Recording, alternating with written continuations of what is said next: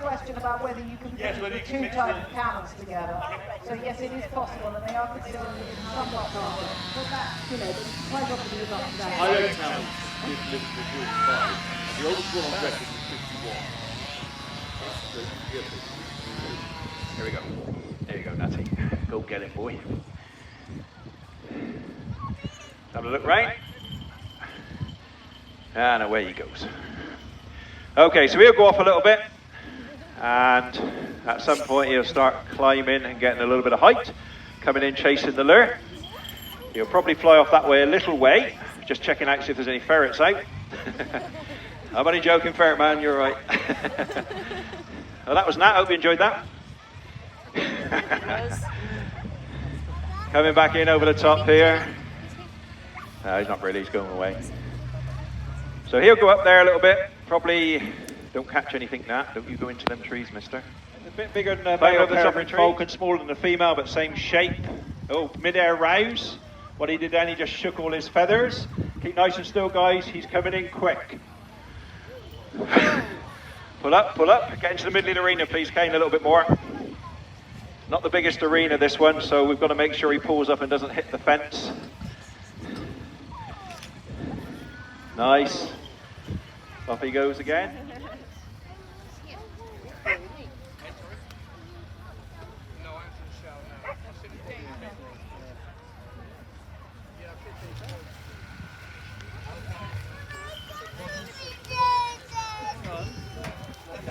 I'll do the runners first. Runners for this race.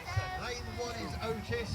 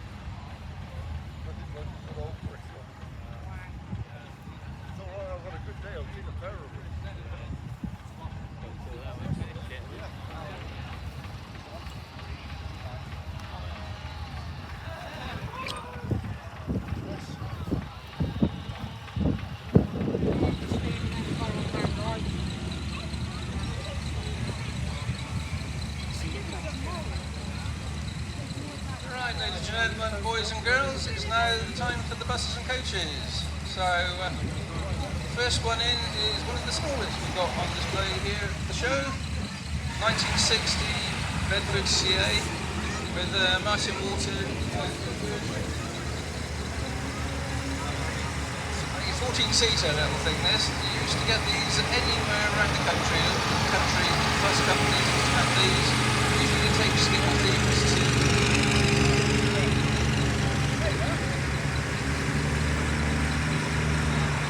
This one was bought on auction and installed in 2021.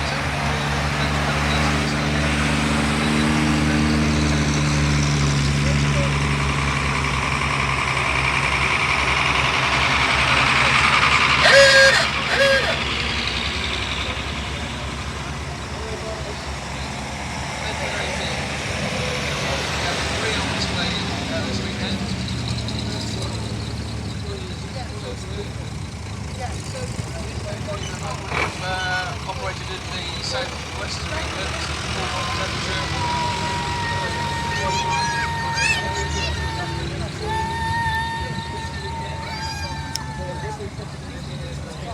to do duplicate service to London. Following that is the bus version.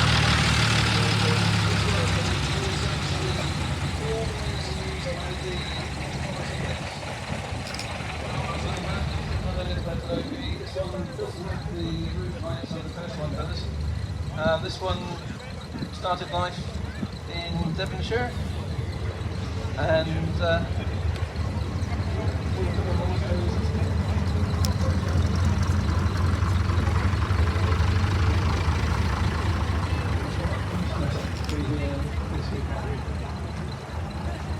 replacement basically for the Bedford OB was the VAS.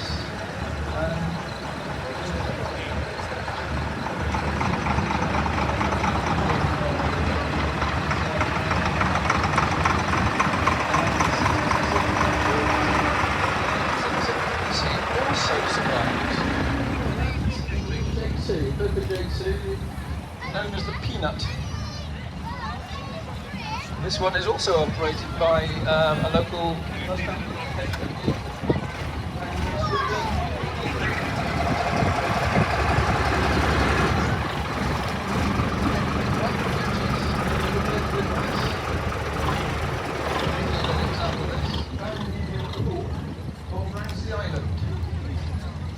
and he's actually the ferry captain for one of the littlest boats you can catch to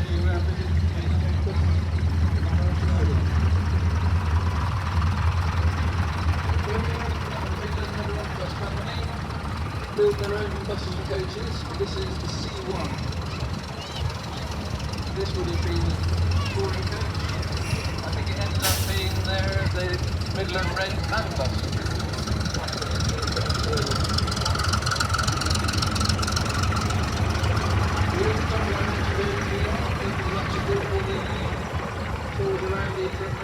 This is actually take a break and it's coming around the arena. This is a Bristol LDL, and this one started life with full top deck and had its roof removed, went down all around the country, and is now with the Bristol Vinci Bus Group in Bristol.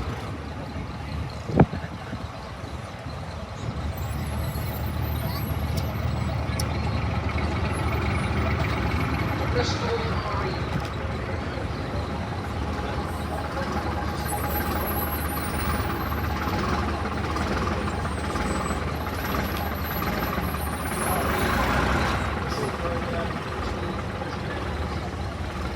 From 1963 to 1977, when it was overtaken by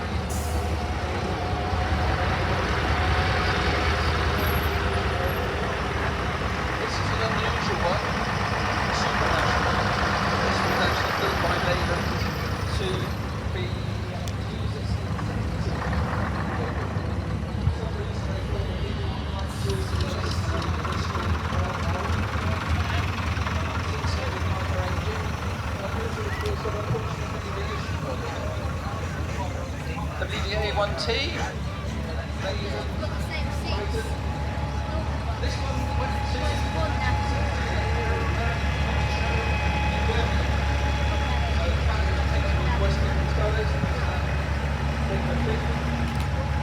First one delivered to the company. Cheltenham 19.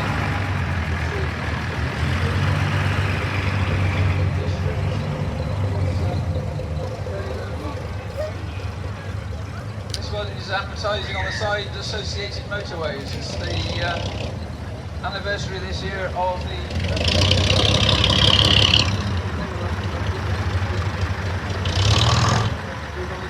services around the country, and that morphed eventually into National Express. Following on, we have a which is another RAI.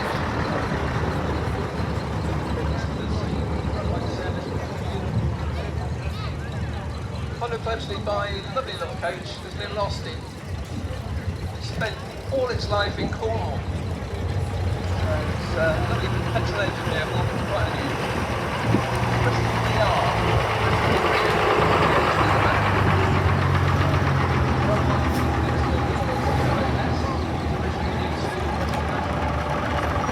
Like my one that's masquerading, didn't actually work at all for City Line.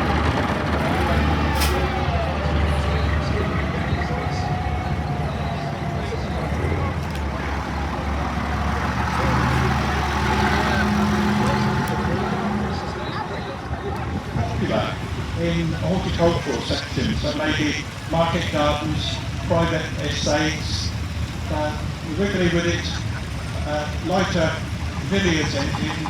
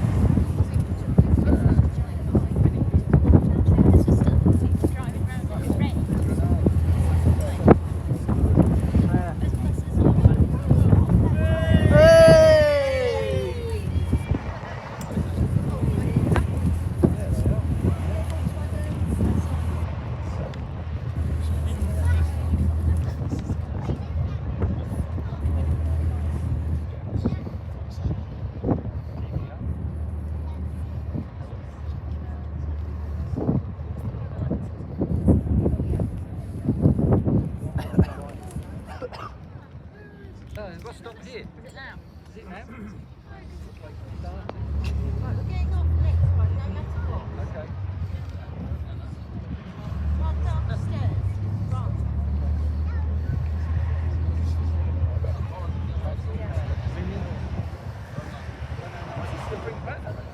Is that the camel over there? One? Still running. Yeah. Another guy still trying to get his generator going.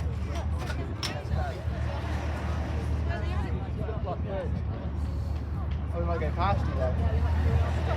Oh yeah, the Range Rovers are in front of us. I think to bang it.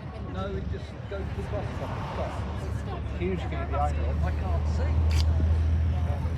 Vehicle access, we haven't got animals. The open top.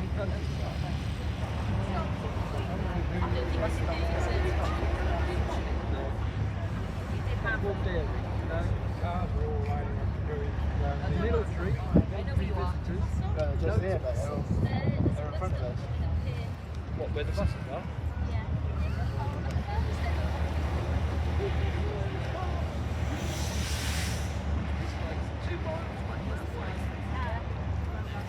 And just here, he's right in the front, so you might go. Oh no, I don't know, they're double stacked, yeah? Yes, he is.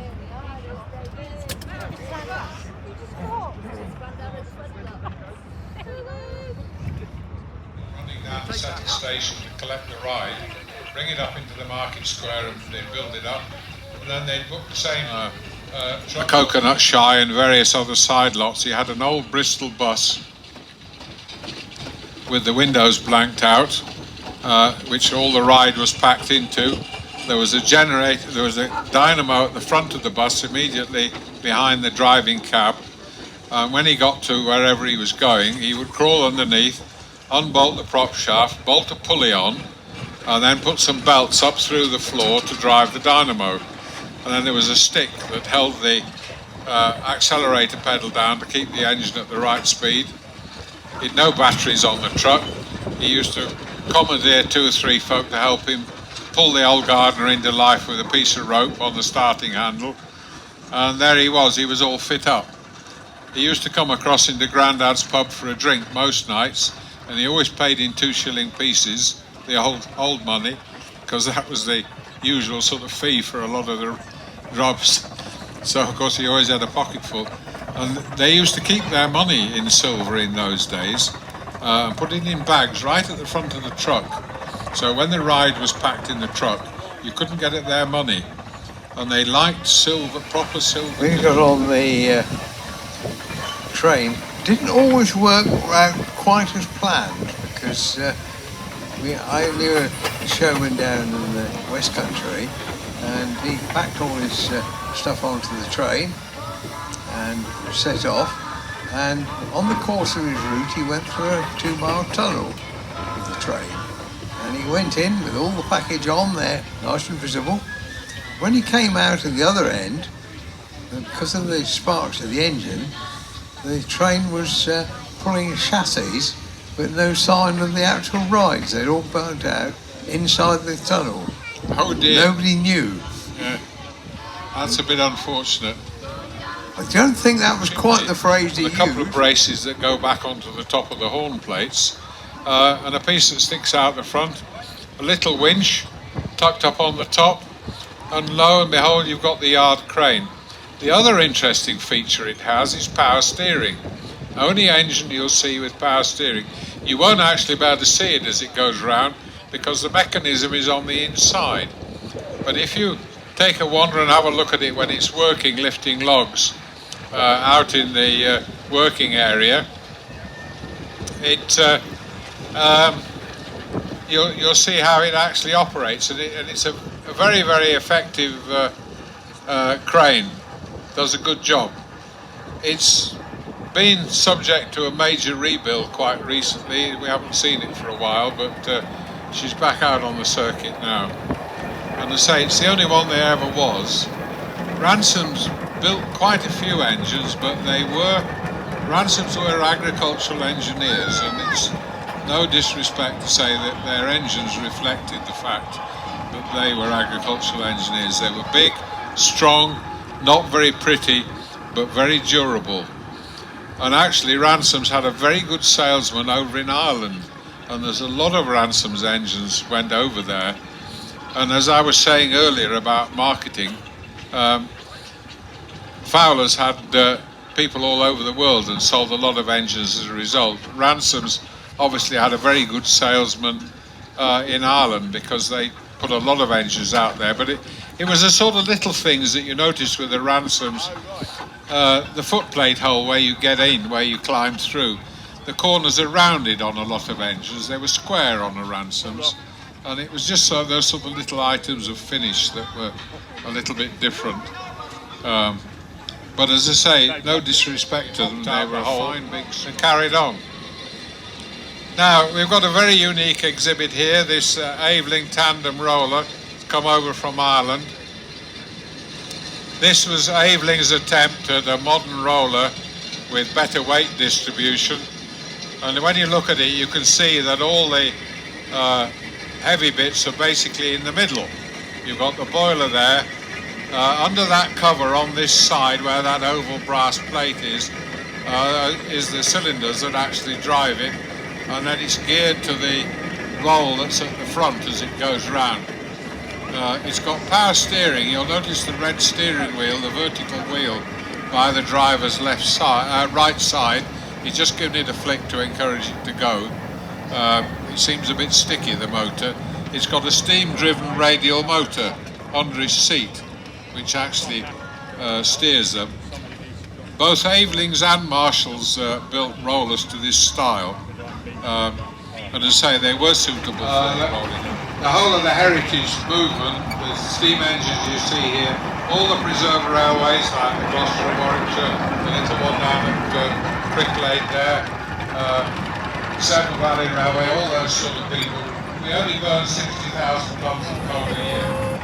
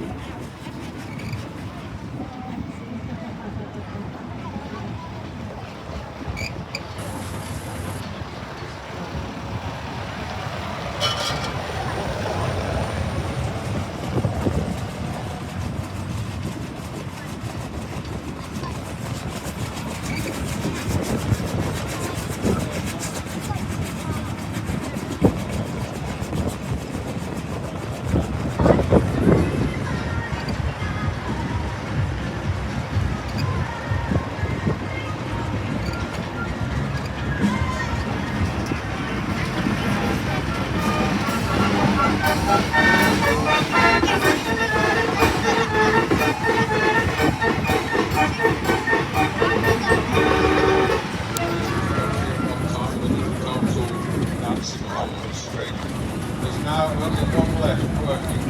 That's just outside Morecambe.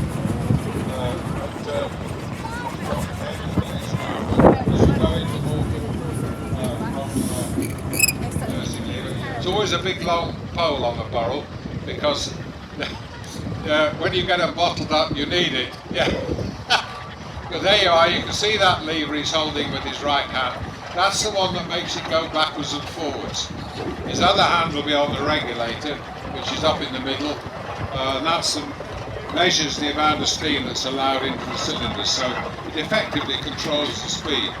So when you drive an engine, when you set off, like Tony would set off on his own with this Marshall, you don't worry about the steering.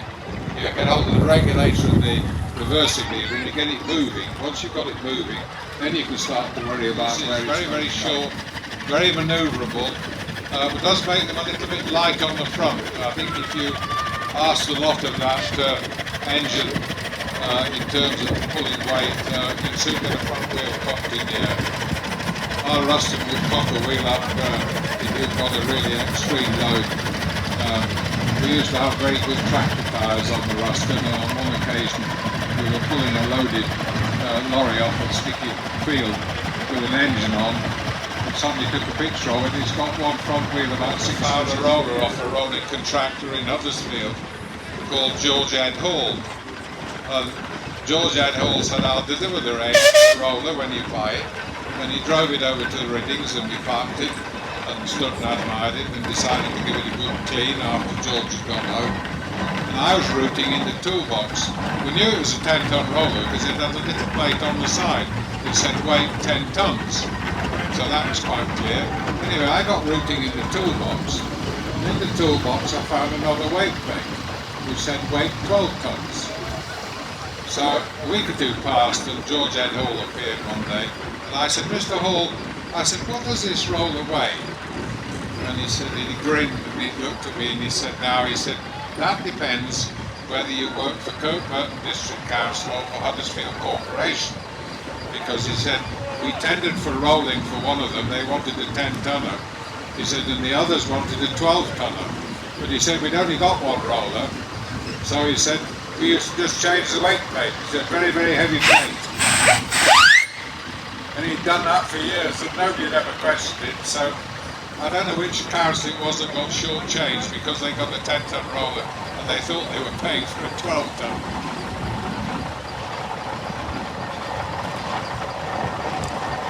There is a bigger roller, the Barnes Brothers from Southwick. They were big rolling contractors and quite a fleet. That's a 10-ton Aveling. And you can see on the back corner there, that round wheel and the lump of mechanism joined to the rear axle by the roll. That is the scarifier. You put a sharp spike in there, roll it, wind it, handle it, and go down into the ground and rip the road up. Not something you would do with tarmac, of course, but in water days when they used water-bound roads, you could rod a bit potholy and rough, get the scarifier in action, rip it all up, roll it back down, and it was all back to normal. Brutal piece of equipment.